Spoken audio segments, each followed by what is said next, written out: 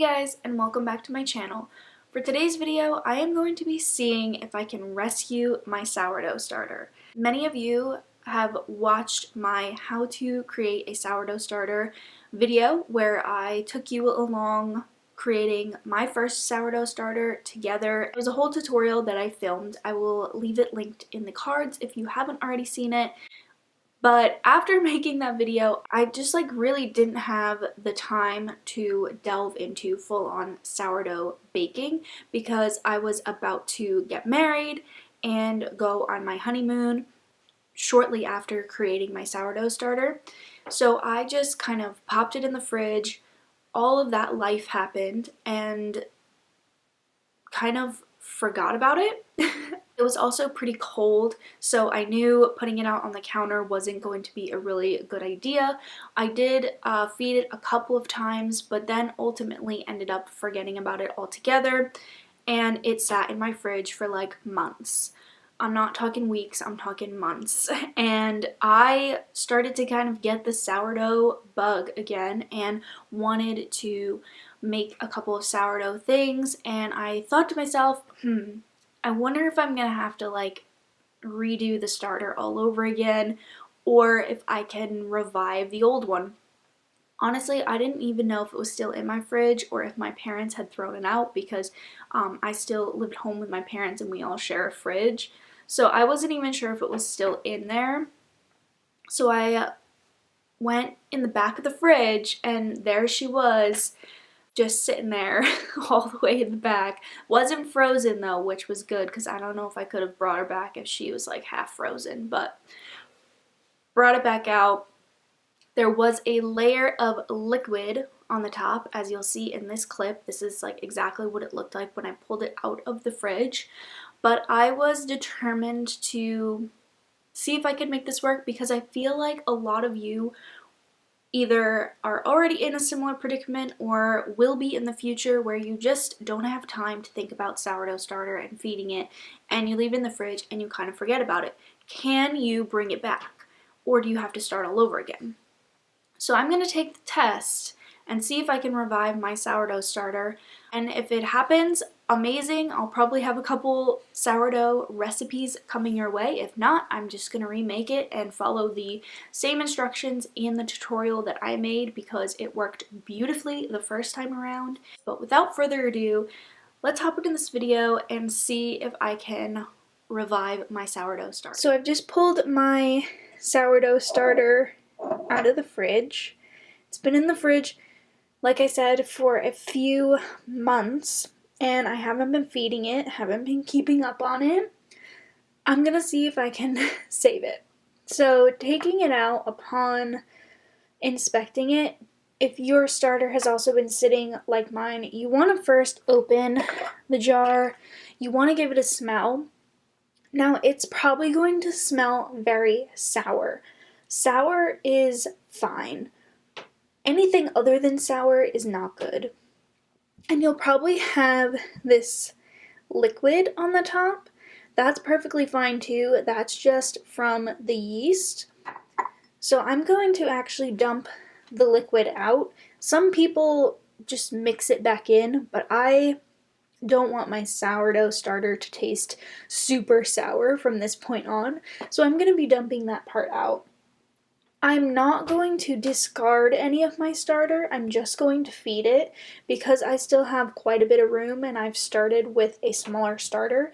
I can do that. I'm just going to feed it with my half whole wheat, half regular flour, feeding flour and some water, and we'll see what happens. I'm doing about 2 heaping tablespoons for the flour. I'm just going to eyeball the same amount of water. I've been feeding my sourdough starter and taking care of it for so long that I've kind of gotten a feel for the consistency that it should be. And I did add slightly warm water, just warm to the touch. So I've just stirred up my sourdough starter. It's looking like it should right now. I've moved the rubber band up so that I can tell if it's going to rise and fall. And I'm just going to leave it on my counter. If I don't notice any rising throughout the day, I might pop it in my oven. with the light on just because it's a little bit warmer. So as you can see by my rubber band, my sourdough starter has doubled in size. So it is still alive and active. So I have just fed it yesterday and the day before, which was the day that I filmed. I didn't film feeding it again yesterday because there was no activity and I just discarded half and fed it as normal.